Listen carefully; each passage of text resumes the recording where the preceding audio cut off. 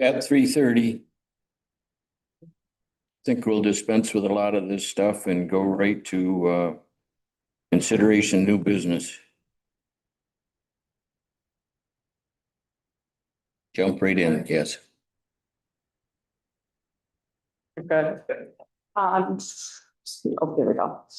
Good afternoon, everyone. I'm Samantha Marias. I am an economic development manager with Fleece and Vandenbrink. We are a civil municipal engineering firm, but I focus on brownfield redevelopment and incentives, helping municipalities to understand how these apply to them.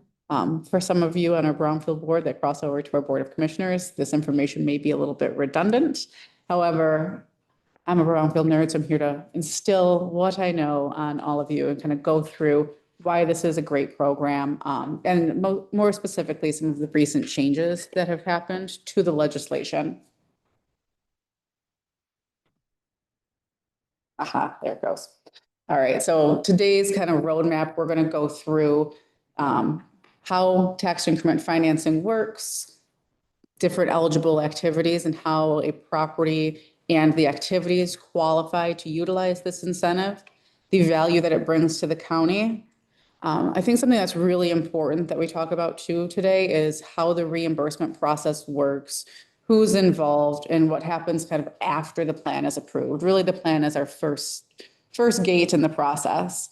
And then some other things to consider, right? As no two plans are the same. Any municipality considering this incentive is going to have to come to the county BRA and ultimately to the county board of commissioners for final approval. So you play a very important role in the desires of our communities. So there's different things that each community is going to consider. No two plans will look the same. So I want to touch on different things that you may see in each of these plans with respect to proportionality, the local brownfield revolving fund, as well as municipal services agreements. I feel like I'm going to press too fast. It's unfortunate this one has a lot of clicks in it. So the most important priority right now in the brownfield world is to create affordable housing. This is a change that happened to the legislation in 2023. Primarily, this legislation was first used to address legacy contamination concerns associated with a lot of our industrial properties. And then, so that, any sort of environmental remediation was considered for utilizing brownfield TIF. So that was like 96 when this legislation was passed. In the early 2000s, we saw a change over to allow non-environmental activities. So this was to address historic properties, infill properties in our downtown, anything that is tax reverted, land bank owned, blighted, or functionally obsolete. So if a property qualifies under those conditions, we want to see an affidavit from the local assessor or a resolution from the local unit of government determining that that property is blighted or that property is functionally obsolete. And really, this program can be used to meet specific needs, whether that be create jobs, supporting local planning initiatives, removing of blight. There's been a lot of coordination with county land banks and brownfield redevelopment authorities. Many rounds of the state land bank blight elimination dollars flowed through to our county land banks. And while it seemed like a lot of money, the cost of demolition is extreme right now. And so in a lot of communities, we use the brownfield TIF program as a backstop for local units of government. An example of that was we had a demolition project in the city of Durand that was awarded $179,000 from the county land bank that flowed through from state land bank funds. And the city of Durand pledged to make up that difference. But in order to make sure that the city of Durand had an opportunity to repay themselves for their contribution to that, we put a brownfield plan on that property. So the land bank contributed dollars, the city contributed dollars, but the city is using brownfield as a mechanism to repay themselves for their contribution to the demolition of a blighted building in their town. Incorporating green infrastructure, this is something that's also allowed. Preserving historic resources, improving rail infrastructure, attracting new businesses, building new public infrastructure. That's something that's, very important. I always encourage municipalities that are utilizing or contemplating utilizing this incentive to take a look at what their capital improvement plan is. And if we're looking at a significant housing project, that may require some public infrastructure upgrades within their community. So we could look at doing a brownfield plan that incorporates eligible activities for the developer to complete the project, as well as infrastructure improvements that the municipality may take on in order to support that project. So that's something I always encourage folks. Let's be thinking ahead, do we need to, take a look at what our water and sewer system can hold? Are there upgrades that are going to be necessary? An example of this is over in the city of Zeeland. There was a large business expansion project, and we did some pathway improvements, some smaller infrastructure improvements, but MDOT approached the city and said, hey, based on what we perceive the projected traffic counts may be in 15, 20 years, this is on our priority list for a roundabout. And the city was like, well, how do we contemplate, what may happen? I said, this is the time where you put that potential future cost in your brownfield plan. So if you need to tap into some of your funding to be able to support that roundabout 15 years down the road, you have already contemplated that in your brownfield plan, so you can use that increment to repay yourself. So just things that, may not be prevalent right now, but may become prevalent in the future. They could always amend that plan. That's always an option. But timing wise, it just made more sense to capitalize on the plan before them at that time. But talking a little bit about the value of tax increment financing or tax increment revenue, I'll use the two interchangeably.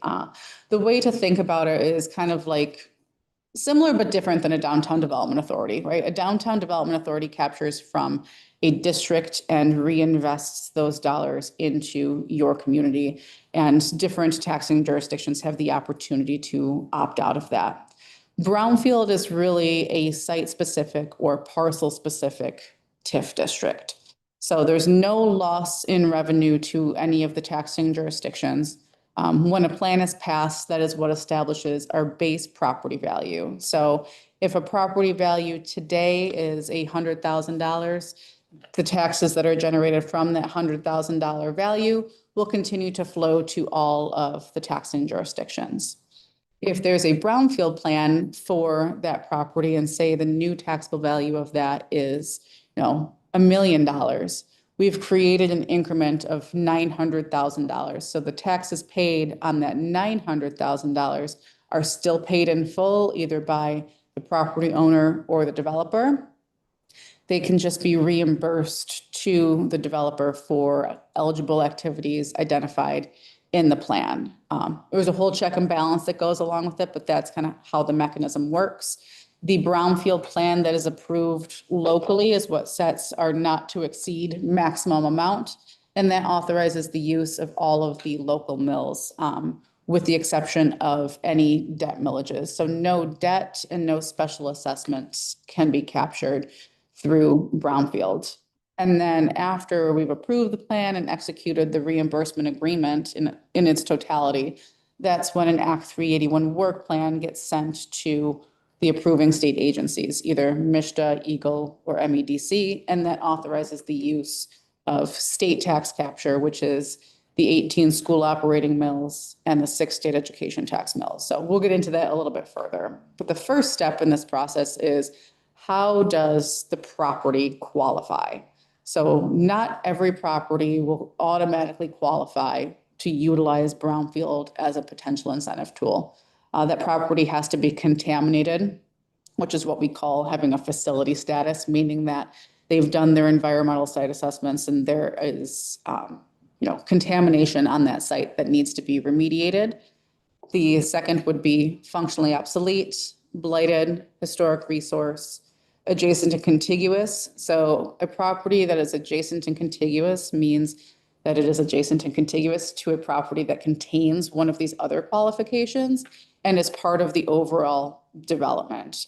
If a property is just next door and they want to include it in the plan, but overall it's not part of the development area, that wouldn't qualify. But if that parcel was going to be potentially combined with the one next to it and part of the overall project, that's when that property qualification would apply.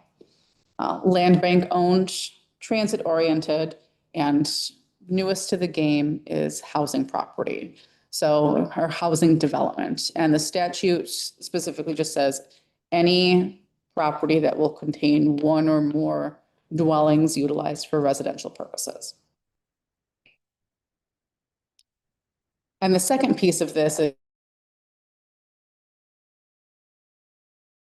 incentive. We go through and determine what activities can be eligible to be reimbursed. So again, not all of the costs associated with constructing that project are eligible. First and foremost, I'll go through Eagle. So this is any of our environmental related activities.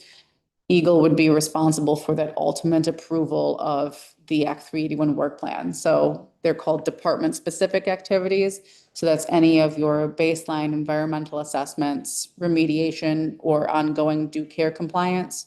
So if we had a project that had soil that needed to be remediated, costs to remove that contaminated soil and haul it off to the appropriate landfill could be reimbursed. So that would be a remediation technique for a project. And when we talk about due care activities, perhaps that property needs a vapor mitigation system and has to do, ongoing testing to make sure that the levels are below background criteria. That would be a due care activity on the site for that developer.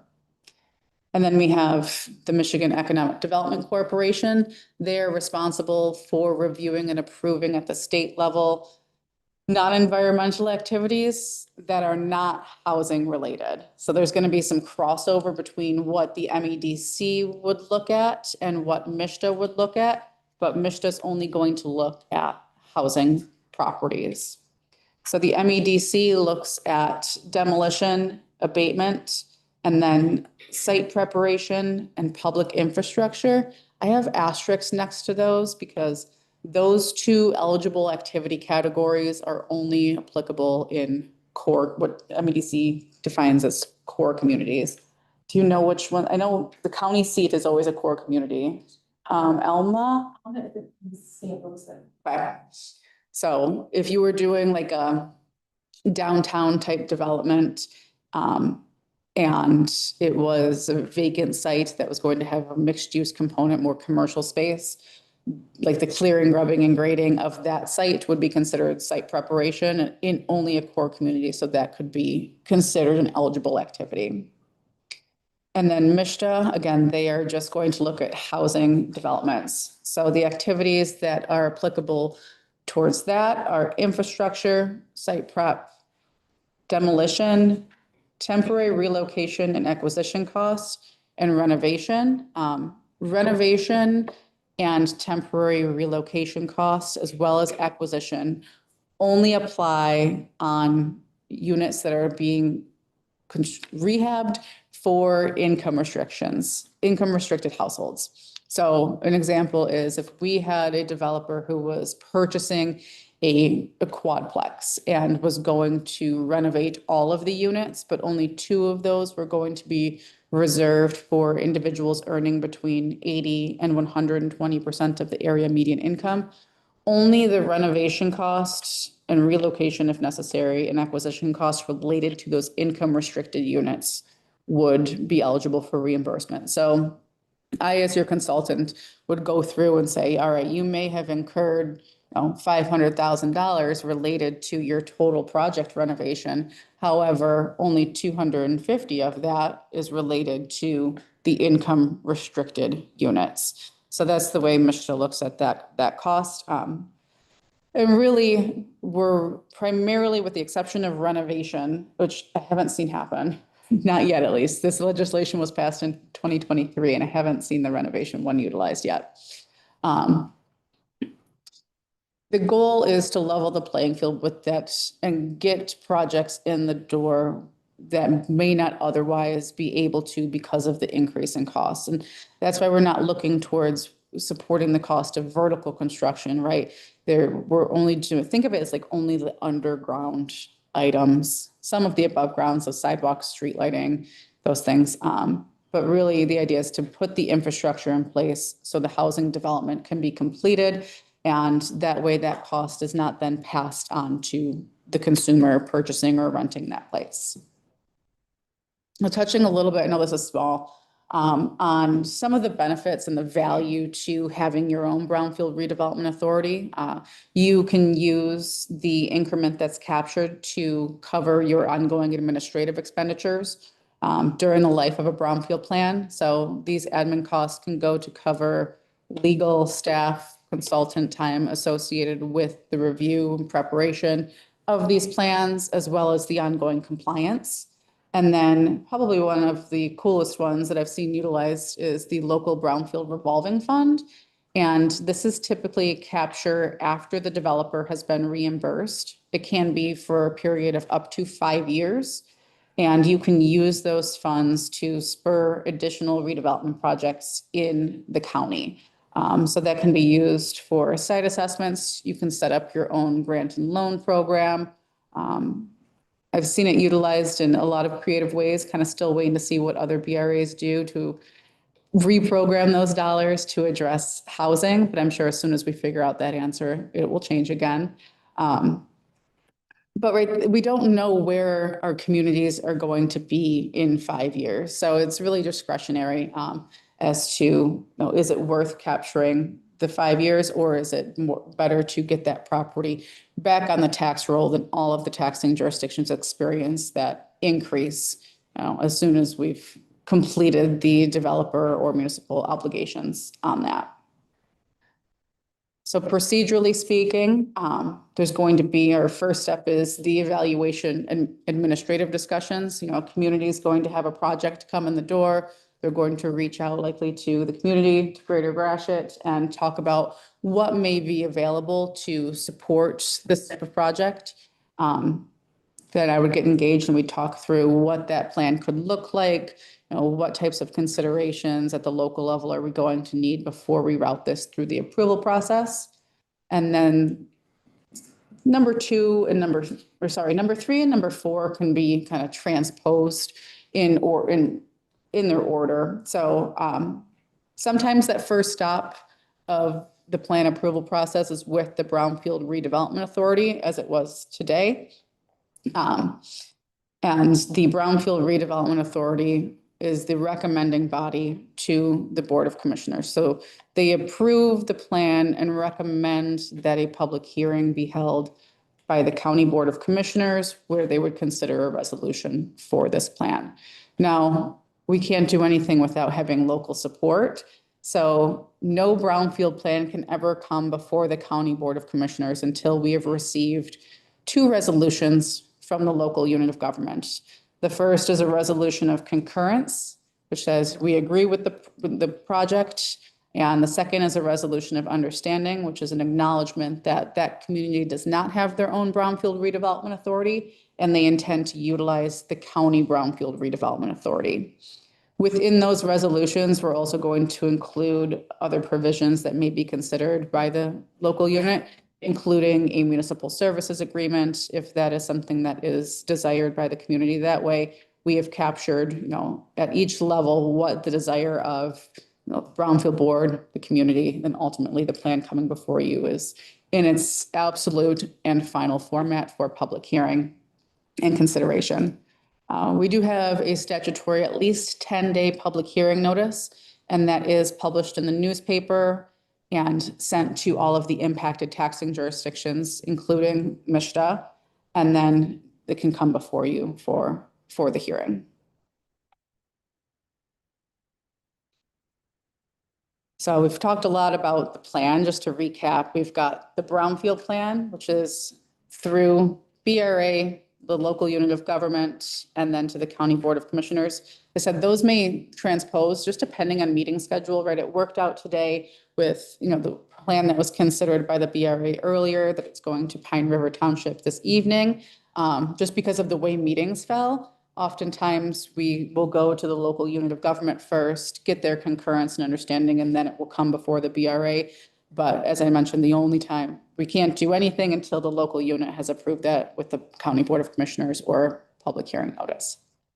So our brownfield plan is going to be our total maximum amount that can be reimbursed, and that stands as local approval. And then we have the Act 381 work plan that authorizes the use of state and school tax capture. And by way of Eagle, MISTA, or MEDC approving that plan, they are agreeing to hold the schools harmless for their support of these types of projects. And then ultimately, your reimbursement is only going to be based on the total activities that they as in the developer can substantiate to the BRA, and that gets certified. I think I go into this further on other slides. If not, we'll talk about it. So that provides an incentive for the developer to complete the project, right? If they don't complete the project as presented and create the value, then there's not going to be as much increment to reimburse them. So if they have a significant amount of eligible activities and costs that they can substantiate, but we projected that they were going to begin tax capture in 27 and it took till 29, that is only hurting their bottom line. So there is an incentive for the developer to complete the project. In most cases, it's the developer taking on the risk associated with that development, not the community.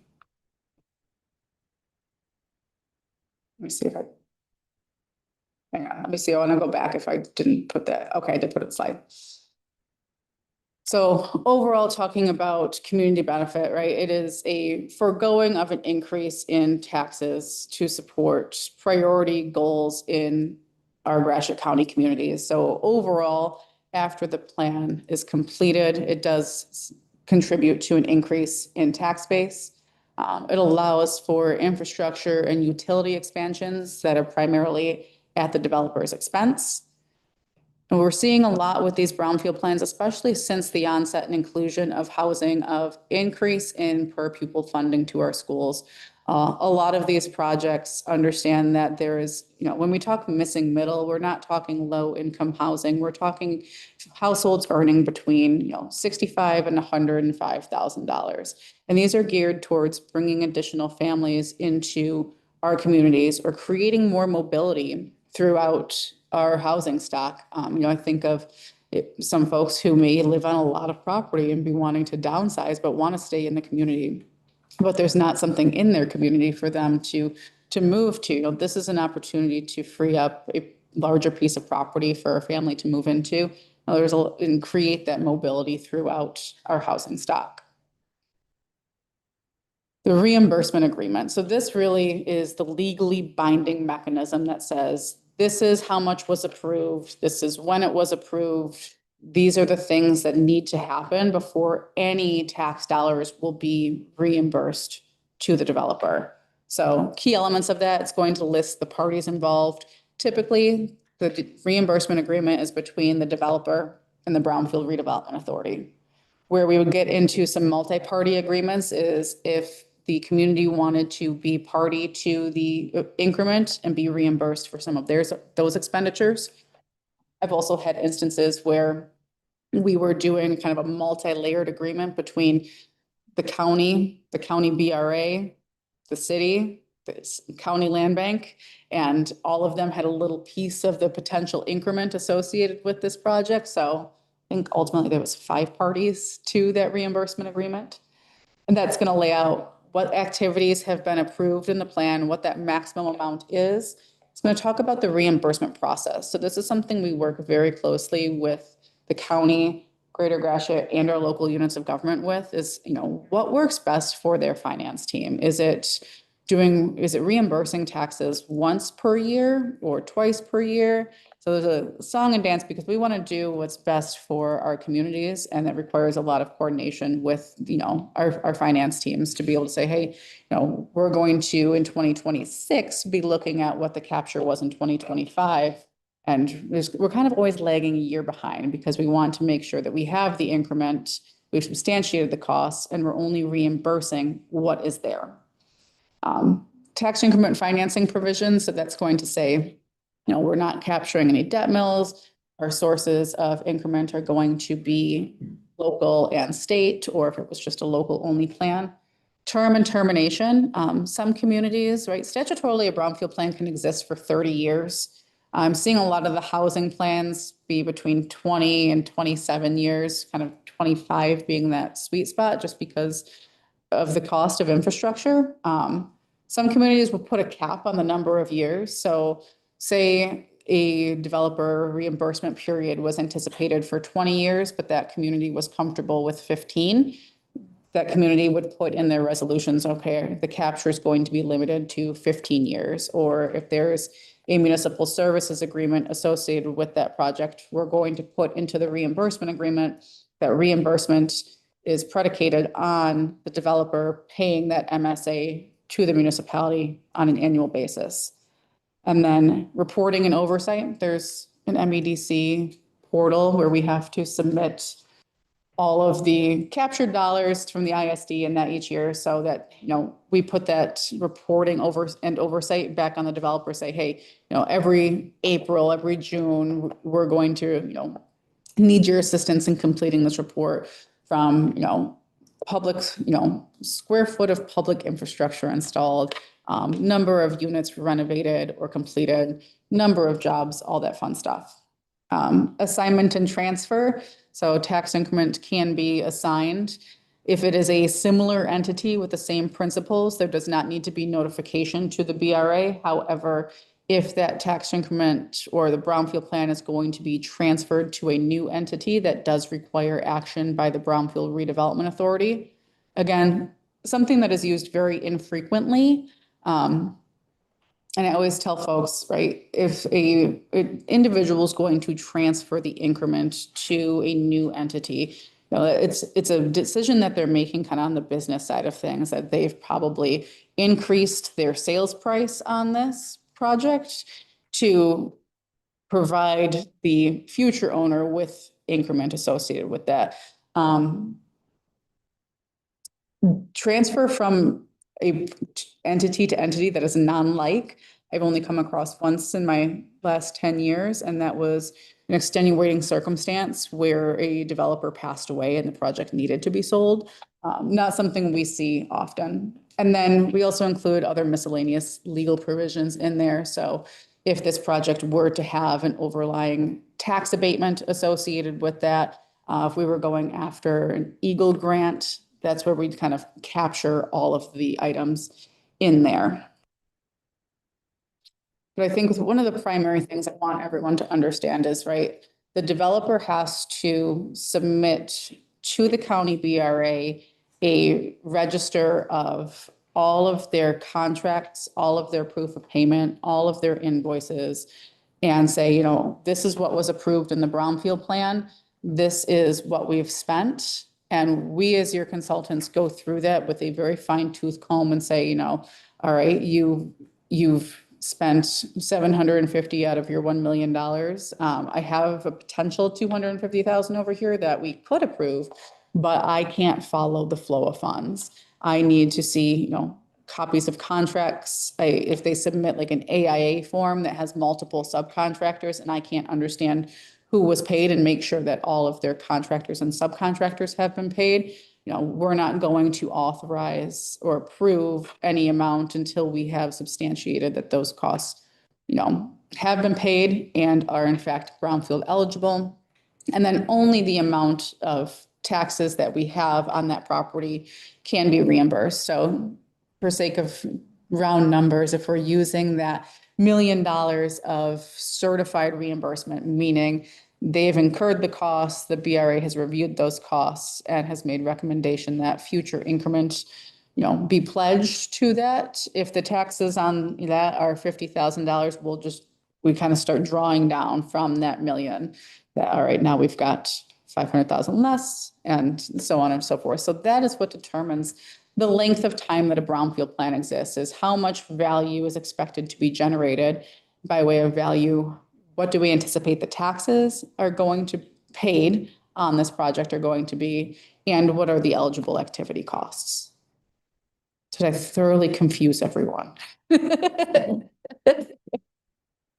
Any questions? If you don't mind, Dave, if I could ask a few Yeah, questions. but Would you just explain what is an eligible expense? Some examples. So eligible expense, let me go back a couple slides. So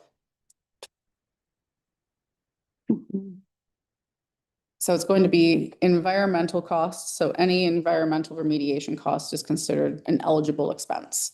Any cost associated with demolition, abatement, hazardous material surveys, site prep, infrastructures related to housing. When we're talking about infrastructure improvements in the brownfield plan, you're going to see line items. So, curb and gutter, utility connections, water sewer upgrades, asphalt paving, landscaping, lighting. Those are all things on the housing side that can be reimbursed.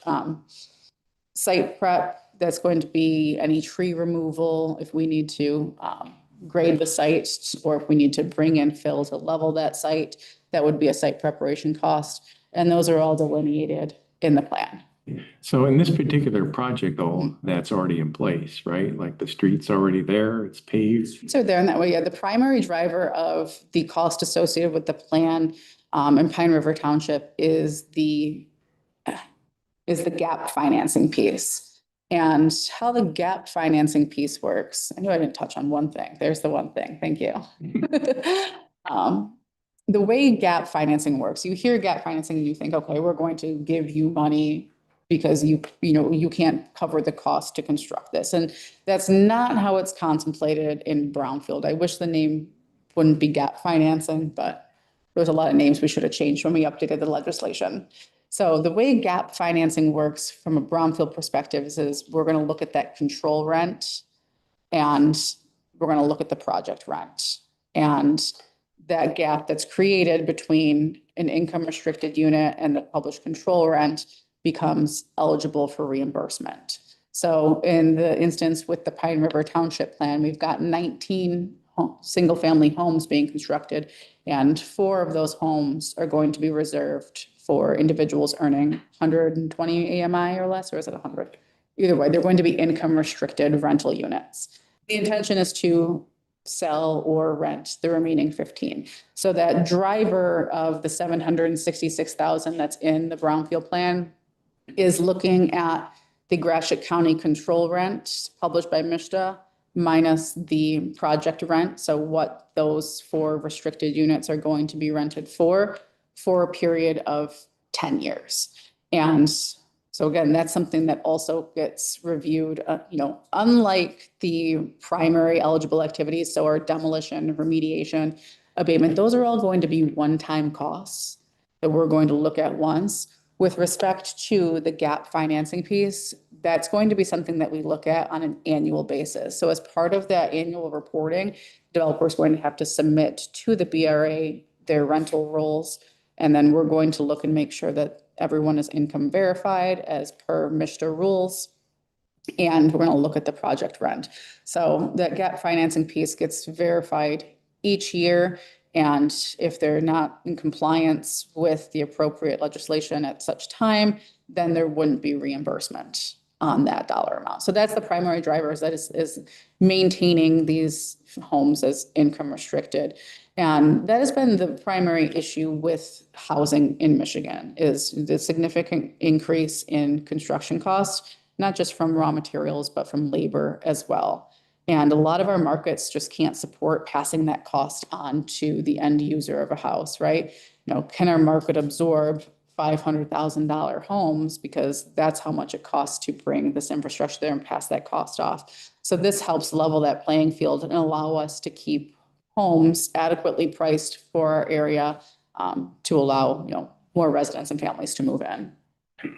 And the important thing, I was a planner for a lot of years. Yeah. One thing I really like about this plan is you're going to an area that's already Mhm. subdivision, you know, Yes. it needs houses now to finish it out. So that's really, really good.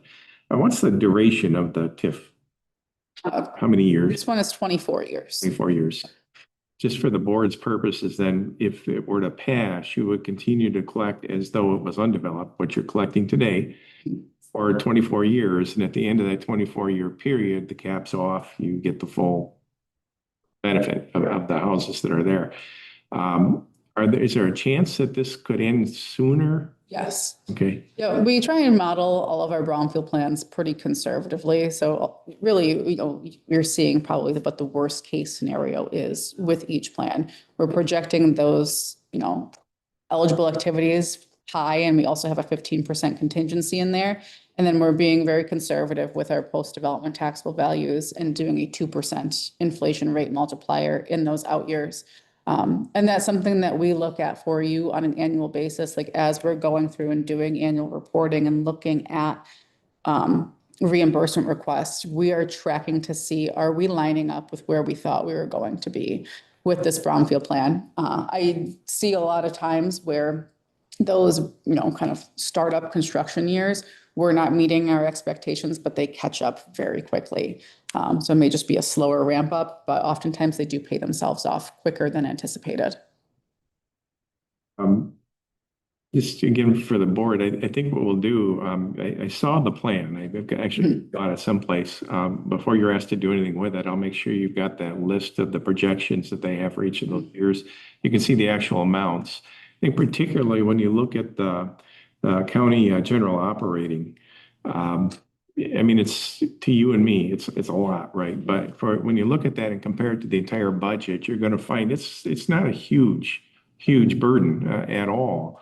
And if it brings the additional development in, like we hope at the end of the period, of course, then there's going to be, I think, great benefit for that. You will want to take a look at the special voted millages to see how those are impacted. That's a topic I guarantee will come up anytime you get one of these that you've got to put on the ballot, because that very last line says, subject to capture by the Brownfield Redevelopment Authority. You'll know what that is. You'll be able to explain it, but just sometimes people don't quite understand what that means. And then the last thing, a question for you, what happens to surplus money at the end? So you get to the end, you've captured what you can capture, all of the eligible expenses are done. What happens to that? So if there's not local brownfield, an LBRF provision in that plan, then that gets pushed back to all of the taxing jurisdictions. If there is an LBRF provision, then that would go to the BRA to set up programs as they see fit to do projects that fall under statute. But if there are surplus at the end, then that's going to go back to all of the taxing jurisdictions. Another example of this and kind of how we track that is sometimes the state, when they send you a letter, Michigan doesn't do this, but MEDC and Eagle, when they send you a letter approving an Act 3D1 work plan, it has a percentage or proportionality on there. And proportionality is saying, again, for sake of round numbers, it's saying, all right, there are 50% state mills and 50% local mills. And so once we've reached the maximum amount in that state letter, we work with the assessors and the finance director to say, hey, we need to turn off these exemptions and BS&A because we've reached our limit of state tax capture. And same thing goes with like eligible expenditures. If there's something that comes forward that wasn't approved by the state, then that becomes a conversation that we need to have with our Brownfield Redevelopment Authority is, are you comfortable supporting this using local only mills to the extent allowable in your brownfield plan? Or is that something that you don't want to approve? In your experience, how likely is it that there will be anything left at the end? Usually we're tracking it so closely that we make sure it's stopped when it needs to be stopped because we don't want an Eagle audit. It's my job to keep you from being audited. So I know it's harder to give tax dollars back to taxing jurisdictions than it is to capture them sometimes. So I like to try and keep things as administratively easy as possible.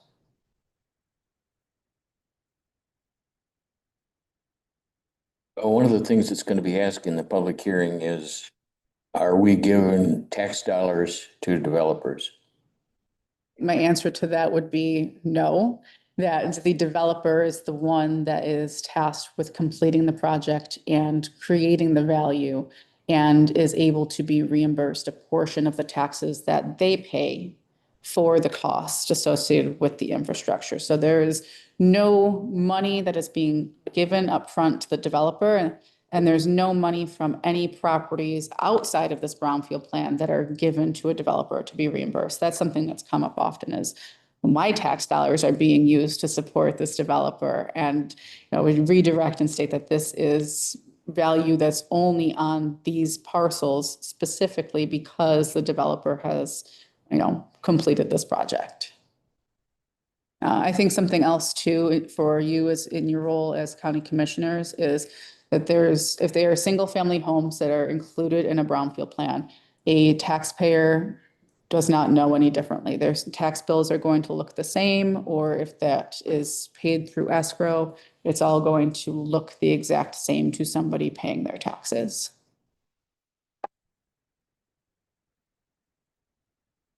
Anything else? More questions come up, please feel free them over to Casey and she can get them over to me, and I'm excited for you guys. This is exciting. Thank you, Sam. Of course.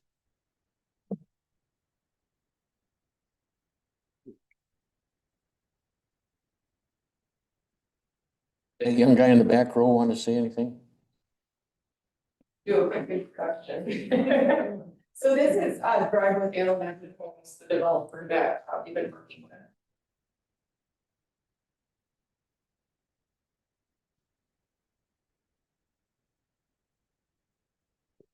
Good afternoon, Commissioners. Greg Bird. I'm the Program Manager for Workforce Housing for Allen Edwin Homes. Thank you for having me here this afternoon. Sam did a fantastic job talking about the housing TIF process and a little bit about our project, our proposed project. I'll just go over at a pretty high level the project and happy to take any questions that the board might have. As I believe Sam mentioned, we're looking at 19 new single-family homes, with 4 of them being income restricted or set aside for workforce housing or the missing middle. And as Sam, I think, also mentioned, want to make sure that folks know that when we refer to workforce housing or missing middle is not low income or LIHEAP housing. When you drive through the neighborhood, the workforce housing or missing middle units will look exactly the same as the for sale market rate units. We use all of the same components on those single family homes that we would for the market rate for sale. They're getting all the same HVAC systems and appliances and paint and everything else exactly the same. So there's no distinguishing from the income restricted units to the market rate units. And as Sam mentioned, those income restricted units will be eligible for those making about the state statute says between 80 and 120% of the county's area median income. I think we're shooting for 100% of these. And these are going to be 4-bedroom homes. So again, as has been mentioned, these are real drivers for bringing in families to the community. And as also been mentioned, and I feel obligated as I'm an elected school board member of my local community, so obligated to talk about the increase in foundation allowance when we bring new students to the district. So that is a definite benefit to your school systems locally. We were looking at a 2 to 3 year build schedule for these homes. I think one of the other benefits of the housing TIF that hasn't been mentioned, and I apologize if it has, is it incents us as the developer to move as quickly as possible. Because the quicker we build these houses, the quicker we start getting reimbursed. So it is an incentive for us to do this quickly. And I think it has been mentioned before, our total capital investment as a builder, and again, this is our money that's put up front. Our capital is about $5.4 million. So we're really excited to be working with Gratiot Pine River Township. It's been a great experience so far. I'm happy to take any questions that you might have at this time. It was mentioned, houses are for sale and for rent. Now, is there a ratio of that or? So we have 19 single-family homes. 4 of them will be the income restricted units. The remaining units, I think we are planning, our intention is to sell. But we may set aside 2 or 3 of them for rent as well, depending upon the market at the time those houses are completed. Your goal is to sell them, Yes, obviously. yes. But we do, I should also mention, whether it's the income restricted units or if there are of the remaining units that are rentals, we have Allen Edward Homes has a wholly owned subsidiary called Copper Bay that manages all of our rental units, whether they be the income restricted units or our normal market rate rental units. So and this is a company that's based in Michigan. It's not something that's out of state. And they do manage. In fact, you can, if you wanted to go on, you can Google Copper Bay and take a look at some of the rental properties across the state and see both income restricted units and market rate units. But yeah. What would you guesstimate, what you're gonna charge for these homes? For the rental units, the income restricted rental units, a 4-bedroom unit will be just slightly over $2,000 a month. The market rate for sale for a 4-bedroom unit, again, I'm ballparking because we'll look at the market rate when those houses are completed, but you're going to talk about 325-ish. So I didn't catch that. How much? 325 for a 4-bedroom unit. And these are typically 4 bedrooms, 2-car garages. Let's see, in our 4-bedroom, we'd have 2.5, maybe 3 baths, depending upon the layout. We do have basements. These will be wherever we are able to, we do put in basements. We know Michiganders love their basements. I love mine. So there will be basements in these homes as well. Do you usually sell these or rent them? Which is most popular? I will say, and again, I should have started by talking just a slight bit about Allen Edward Homes. We've been around for 30+ years. We're based out of Portage, Michigan. But about 6 or 7 years ago, we started with rental units. That has become very popular in many communities. Young professional families wanting to rent rather than purchase has been, as I said, very popular. So we've been doing that for about 6 or 7 years in terms of rental. In this particular instance, we're going to have it. Those 4 income restricted units will be for rent, and possibly another 2, maybe 3, depending upon how the for sale goes. I don't think it'd be a conflict of interest if you were to sign up for one of the new ones right now.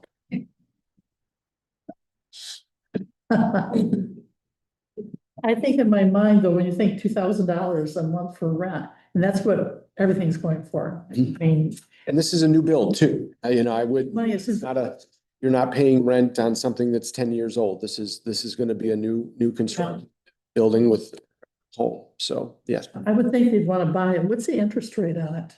Or don't you know that That'd be now? market. Yeah, that would be determined by. Wherever you go get a loan. Yep. Market bear. Oh, it's interesting.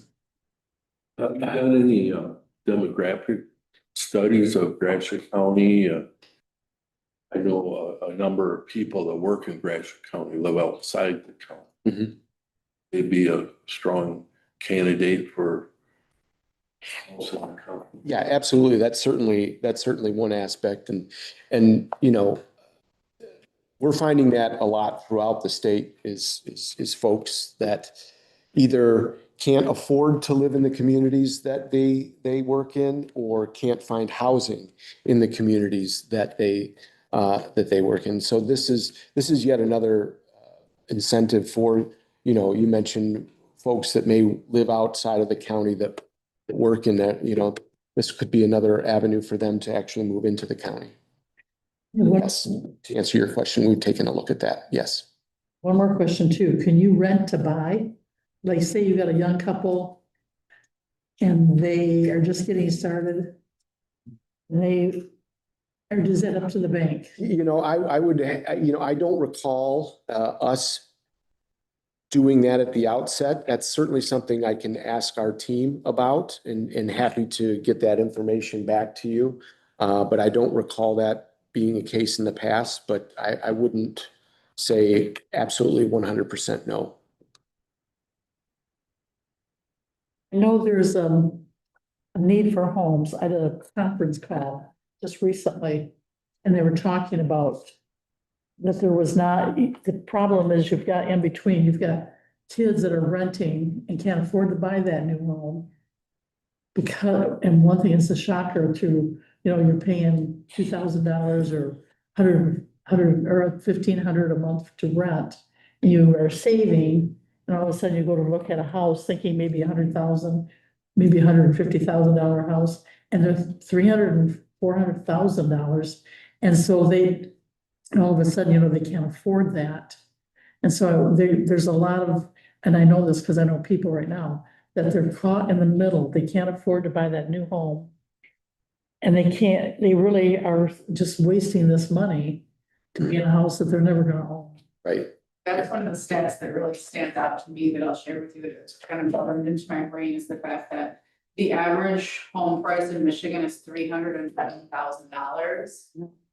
The median income in Michigan only supports a house that costs $175,000. So we have a significant mismatch in what the market has available and where we actually need to be to support Michiganders. See, I know a few groups, and the problem too, some of them are looking at homes that are like, again, $200,000, $300,000, but they're in bad shape. Yeah.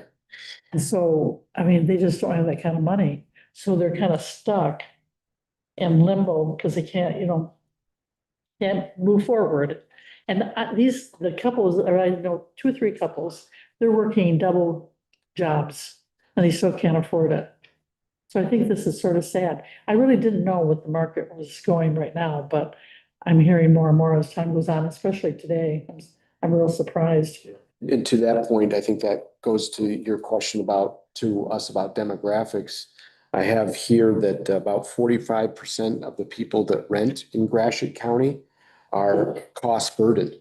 So that means they're taking on really more than they can afford. And so that's something that hopefully, again, we're not gonna, in this one project, gonna solve every problem in the county, but this would go, a step to help that. Surprises me is the interest rate. That's why I asked you. I think the interest rate on buying any kind of house or even a car right now is so out of range. So anyway, interesting. I'm glad to be here today because I was just on a conference call probably a week ago. They were talking about we needed homes, more homes, houses to fix up. And so this is great that you're doing it. Thank you. Thank you, Greg. Thank you. Kevin, did you have any words of wisdom for us? So there was my head, I hope everybody read it. I thank you for it. Okay, thank you. Well, thank you, everybody. There's no more questions, any more public comment? Just one question, and Shelley, I'm gonna depend on you to tell me I'm right. As far as the date, you need to have a public hearing to review the plan by the board? Pardon me? We need to do a public hearing in the future on that? Yes, September 15th. If that's okay with the board. We're already gonna have one that night anyway, so it's not anything, I won't say it's not special, but it's not, an added burden by any means. But if, You need a motion or as long as you concur here, we'll just make it happen. put it on there? I like to hear. No man says put it on there. You don't need a motion to adjourn. No, you can have a motion to adjourn. Let's get out of here for a minute. You gotta go and I gotta Okay, I make a motion to adjourn the support that. Special meeting. Brownfield. Yeah. seconded by George. All those in favor say aye. Motion Aye. carried. Thank you, everybody.